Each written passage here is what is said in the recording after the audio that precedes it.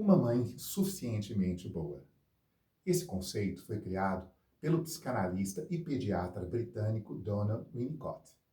E a gente pode encontrar esse conceito com certa centralidade nos seus estudos sobre o desenvolvimento físico e psíquico da criança. Mas o que Winnicott queria dizer com esse mãe suficientemente boa? Principalmente que uma mãe não deve buscar perfeição, mas ela deve buscar, sim, prover aqueles cuidados essenciais, aqueles cuidados primários nos primeiros momentos de desenvolvimento da criança, que são os cuidados físicos e os cuidados emocionais. Interessante que hoje em dia a gente não deve ou deve modular, de certa forma, esse conceito mãe suficientemente boa. Por quê? Porque, historicamente, a gente precisa entender que a responsabilidade por esses cuidados não deve ser atribuída só às mães. Hoje fala-se muito em cuidadores suficientemente bons. Quer dizer, devemos implicar os demais membros da família na provisão desses cuidados primários. Implicar quem? Implicar o companheiro, a companheira e os demais membros. Não atribuir só à mãe a responsabilidade. No entanto, e principalmente no Brasil, a gente sabe que novas configurações familiares estão surgindo. Mas ainda dentro dessas novas configurações, atribui-se de forma preponderantemente os cuidados à mãe. Muitas vezes o companheiro, ele não participa, mas não só isso. Muitas vezes ele abandona a família. E as famílias monoparentais, por exemplo, não raro, ficam sob a responsabilidade da mulher, da mãe, da avó. Não só pelas questões emocionais, psíquicas, mas também pela provisão material dessas famílias com a omissão dos homens. Isso é muito importante destacar. Então a gente deve falar hoje de cuidadores suficientemente bons. Mas o que seriam esses cuidados primários? Esses cuidados tão essenciais ao desenvolvimento saudável das nossas crianças? Alimentação, por óbvio, porque é uma questão que diz respeito à sobrevivência material dessas crianças. Não só isso, o acolhimento no afeto, o acolhimento emocional, que é muito importante, mas a introdução da criança também no mundo simbólico, num processo de endoculturação, de apropriação da cultura, não só da cultura familiar, mas da cultura de forma geral. A proteção é essencial. Quer dizer que uma criança, para que ela cresça, se desenvolva de forma saudável, ela precisa ser protegida. Protegida não só de perigos físicos, materiais, de violências físicas e materiais, mas protegidas também de forma psíquica. É importante que as nossas crianças sejam preservadas, que elas tenham a possibilidade de crescer num ambiente seguro, saudável. Interpretação do choro da criança. É a mãe ou é o cuidador que, naquele momento em que a criança chora, procura discernir se ela está doente, se ela está com uma dor, se ela está com fome. E a interpretação desses primeiros choros é importante para o desenvolvimento da introdução da criança nesse mundo simbólico. E para que a criança se sinta acolhida. Regulação do ambiente. É importante que se cuide do ambiente em que a criança está sendo formada. E a regulação desse ambiente vai desde as questões também da materialidade do ambiente, das questões físicas, como também das questões do acolhimento emocional. E oferecimento de segurança. Uma criança que cresce num ambiente seguro, ela vai se desenvolver como um adulto seguro. Ao passo que a criança, num ambiente inseguro, num ambiente de instabilidade, não raro se desenvolve como um adulto inseguro, instável e dependente. Interessante que o Winnicott falava que não se deve buscar a perfeição. Ele fala que é muito importante que se desenvolva aquilo que ele chama de falhar de maneira tolerável. E o que seria a falha tolerável? E o que essa falha tolerável ela traz para a gente de positivo nesse processo de criação e formação das nossas crianças? A falha tolerável quer dizer que a gente não deve atender de forma imediata essas necessidades, essas demandas da criança. Também não se deve procurar de forma perfeita compreender os sinais que essas crianças nos apresentam. Também deve-se permitir que essas crianças vivam, experimentem pequenas frustrações. E deve-se permitir também que essas crianças consigam desenvolver percepção do mundo externo, da externalidade, não daquilo que compreende só a si e compreenda só a sua relação com o cuidador.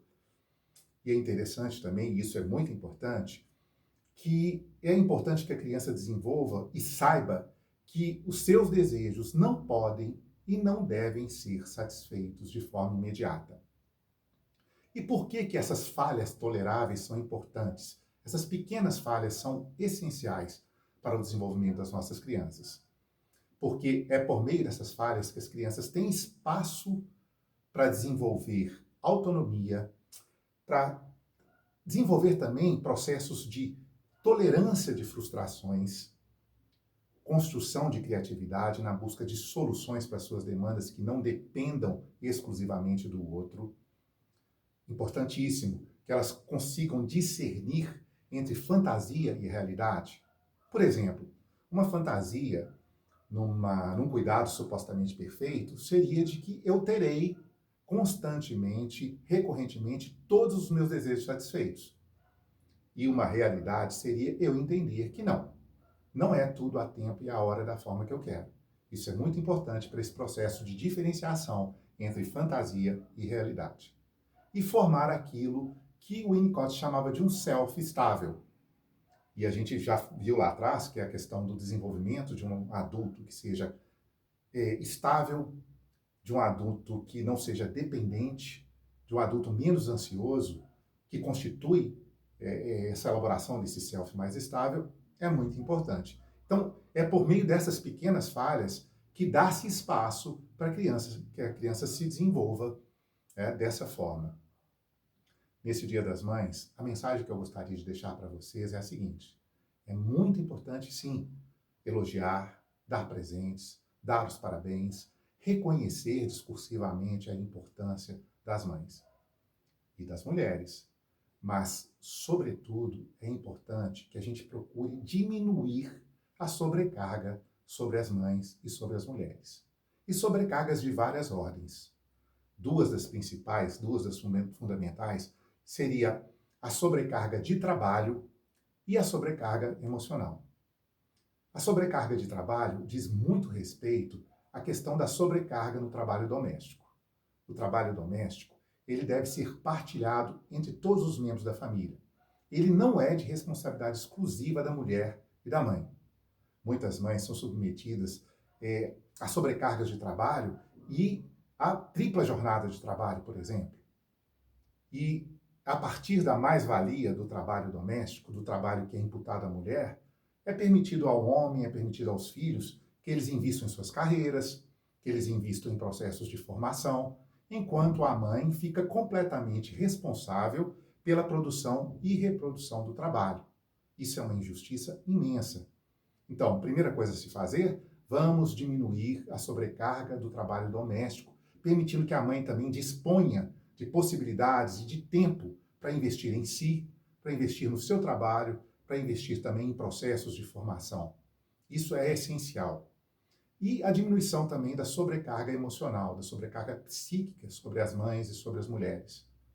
Muitas mães e mulheres são responsáveis pela manutenção da saúde psíquica de toda uma família, enquanto os outros se omitem. Isso é muito pesado.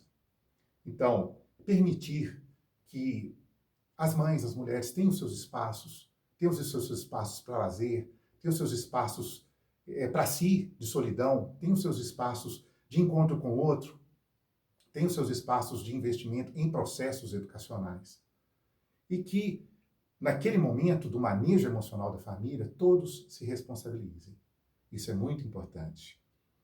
Importante também que esse conceito seja recuperado pelas próprias mulheres e pelas próprias mães, para que elas não se cobrem demais, para que a autocobrança não faça com que elas sintam o peso de serem únicas e completamente responsáveis, tanto para a criação dos filhos, formação dos filhos, como para a estabilidade da família. Então, quando a mulher toma para si, e quando a mãe toma para si ser suficientemente boa, ela também não se desresponsabiliza, mas ela consegue se posicionar no sentido de não ser sobrecarregada, tanto pelas questões que dizem respeito ao cuidado da família, mas também, né, que diz respeito ao trabalho doméstico, principalmente, mas também pela responsabilização da estabilização do manejo emocional da família. Então é isso, pessoal. Meu nome é Marcos Tarquínio, sou psicanalista, especialista em teoria psicanalítica.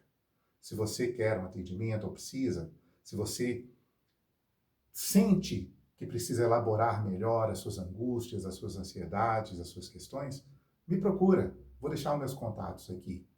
Esse aqui é uma janela para a alma. Vamos promover essas conversas aqui com vocês e é importante a gente pensar naquilo que Freud falou. Vamos elaborar mais e repetir menos. Até o próximo encontro.